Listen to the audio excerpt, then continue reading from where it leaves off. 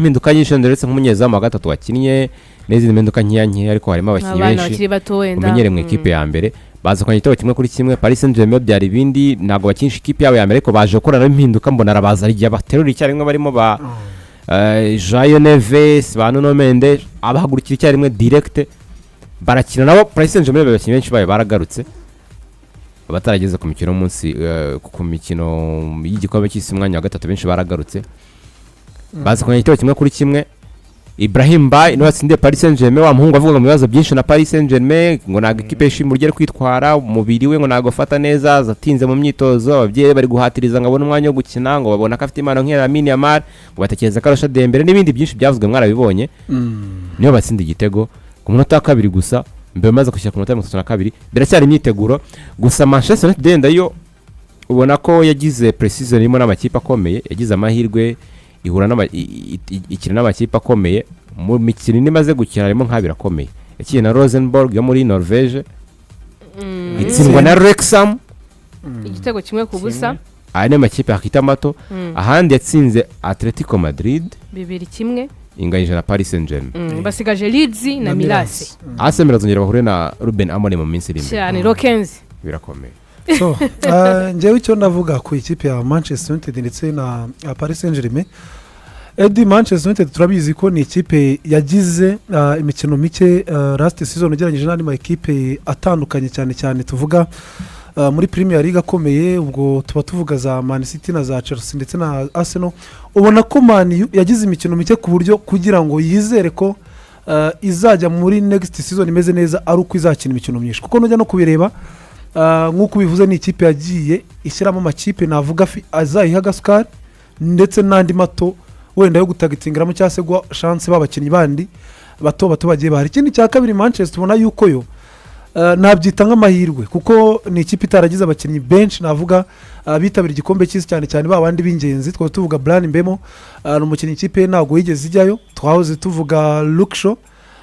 hari Maguire n'abakinnyi n'ubundi last season bashoje ari abastata banagize season nziza ntabwo bigeze abatendinga Coupe du Monde kuko turabizi ko abongereza barabasize wareba muri Mediane ba Mason Mount ntabwo bigeze bamagarwa n'ubundi nk'ibisanzwe ukareba n'abandi twavuga nka ba Andre Santos uyu mukinnyi waguzwe muri Chelsea ntabwo Brazil yari yamuhamagaye ugafata n'abandi bakinnyi bari bitabira igikombe cy'isa benshi muri bo batashye hakiri kare nka ba Diego Dalo bano bakinnyi ba TIELMANS ku buryo bo kongera kubona abakinnyi birumvikana so wanareba wa mugani nkuko yari yarabivuze Tom Hiton nekereza ko niba Manchester izatandukana Aitil Bayindir kuko byo biri official kazagenda Tom Hiton ushobora kuba ari muzamu kano kana twavuga nka target izabiri inyuma ya Sen Lamens kuko baguze ndi munyezamu bavanye muri Leeds United ubwo we ni yari yanahagera neza ngo atangire imikino cyane arahari ahubwo nuko Tom Hiton ndazaba munyezamu wa gatatu nk'ibisanzwe wa gatatu okay ntacyo bitwa ariko n'ubundi nawe n'umuzamu tuzi izina rye rigabwe rizwi kandi wakitabazaho biri ngombwa so nk'abangoro Manchester United cyane ku mutoza bita Michael Carrick bavuze munyezamu yitwa Cardalo bavanye muri Leeds United yes ubwo nkavuga ati ku ikipe nka Manchester cyane ku muntu bita Michael Carrick navuga ko Man U nubwo iri mitsinda Eddie nago yari yakora isoko rifatika nk'ikipe izakina Champions League igakina noneho amakompetisiyo navuga akomeye na Premier League kuko urebye Man U muri Mediane cyane nje mvuga ko muri Man U ubwugarizi ari ukunonaho ibafite ugeranyije no muri Mediane ariko Manchester ubona ko muri Mediane cyane kuri nimero 6 yaba Santos yaba TIELMANS nje navuga ko TIELMANS yaba mwiza cyane ari gukina box to box asa nk'uwegereye Bruno ahubwo Manchester nk'uko ifite igitekerezo cyo gushaka Tchouaméni mbona ko byarangiye nimba Rodri atagiye muri Real Madrid ntabwo nekeza ko Mourinho yatakaza Tchouaméni ariko ubona ko Manchester nibyo iri kwiyubaka Rashford bari kumwinginga agaruka we agomba no kugaruka muri squad navuga ngo hari bazo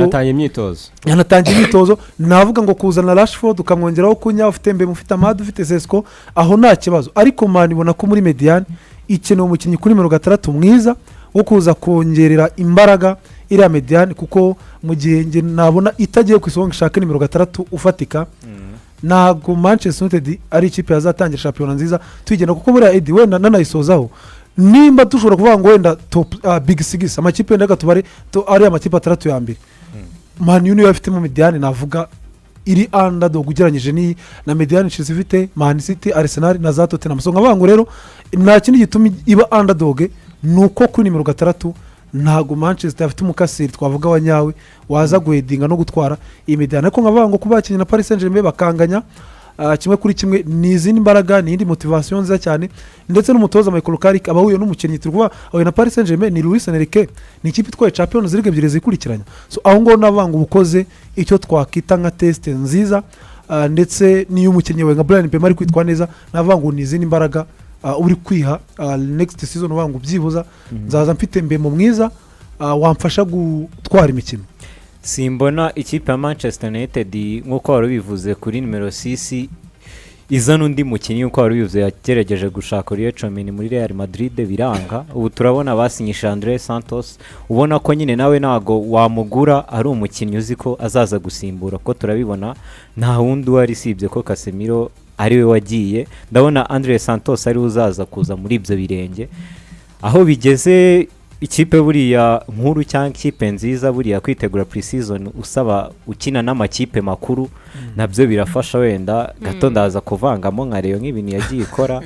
pre-season bakinnye na za Jamus iracyari amakipe nka Gor Mahia n'ubundi ugasanga ni yayande aza kugaruka kuza gukora ino pre-season ku makipe akomeye turebye n'ahantu CARRICK ball yasoreje ibintu yakoze byari bitangaje mbona ko akomereje kuri uno muvuno n'imikino myinshi cyane imikino y'Iburayi yagarutse Old Trafford ubona ko ikipe ya Manchester United ishobora kuzagira akazitanga cyane muri ino sezo igiye kuza cyane. Wigeze gukomoza kuri Chelsea bwo ko nayo iri kwitwarwa navuga barasta n'abantu menshi kuri YouTube channel yacu nagiye mbona tubwira ati mutubwiye no ku barasta mutubwire The Blues yaraye itsinze ikipe ya Melase Edi yavuze ati nayir gutsindwa umusubiririzo ntago biyoroheye muri pre-season.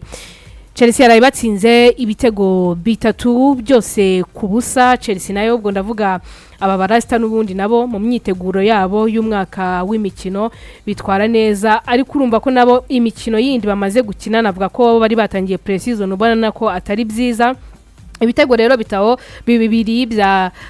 bya Joao Pedro ndetse na Caicedo niho batsindiye abarasta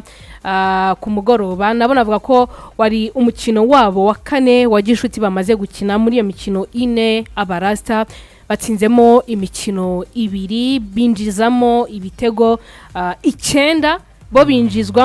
binjizwa ibitego 7 imikino ine binjije ibitego 9 binjizwa 7 oya binjije ibitego 10 kuko kuri Tottenham nabwo binjije igitego batsinzwe 2-1 bahereye kuyitwa Western Sydney Wanderers bayitsinda ibitego 6-4 batsindwa na Tottenham Hotspur ibitego 2 ku gitego kimwe batsindwa na Juventus igitego kimwe ku busa baraye batsinze Milase ibitego 3 ku busa ubwo rero ni igiteranyo cy'ibitego byabo abarasta babashije gutsinda muri imikino ine ibitego 10 bo batsindwa ibitego 7 imikino 3 akinnye umutoza Ruben Amorim ntago aratsinda umukino n'umwe atsinzwe ibitego 3 ku busa na Chelsea yanganyije na Semira na Inter de Milan igitego kimwe kuri kimwe yanganya na Celtic Glasgow ibitego 2 kuri Chelsea kinaga na Semira harije nenge kujyanira oya ndi kuvuga Asemira ndi kuvuga Asemira nuko mvuza umukino ndi kuvuga Asemira nuko ndi kuvuga imikino bakinnye nuko ndabicanze hanyuma urumva rero imikino 3 naga ari byiza ngenzi ingero nkiya z'abatoza bagiye birukanwa mu mwaka w'imikino utaratangira wenda ntabwo tari Nyarugenge ntabwo ndi kuvuga ko ari byenda bagiye kuba kuri Ruben Amorim ariko igito tasanganye Asemera cyari kiri hejuru ni ikipe imaze igihe yitwara nabi kugeza